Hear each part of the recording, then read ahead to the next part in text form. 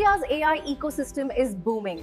With investments soaring past the $1 billion mark, the nation is quickly becoming. Government of India has officially approved a $1.1 billion state-backed venture capital fund to boost startups across the country. Yes, you heard that right, over 10,000 crore rupees to strengthen India's innovation economy.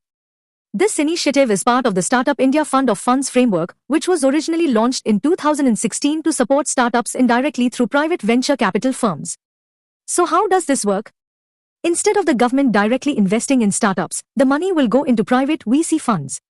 Those VC funds will then invest in promising startups, especially in AI, deep tech, semiconductors, robotics, advanced manufacturing, and high-impact technologies.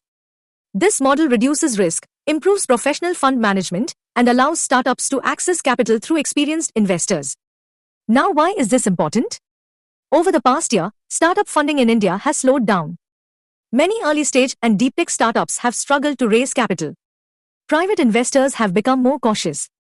This new fund aims to times provide long-term patient capital, times support high-risk, high-innovation sectors, times encourage domestic VC growth, times expand funding beyond just metro cities.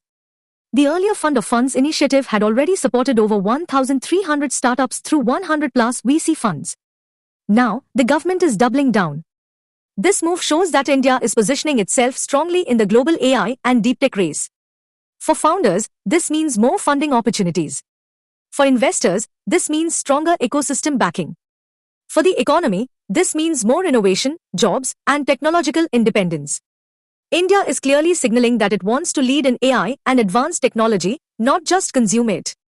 What do you think? Will this boost India's AI startup ecosystem? Let me know in the comments. And if you want more updates on AI, startups, and tech policy, don't forget to subscribe.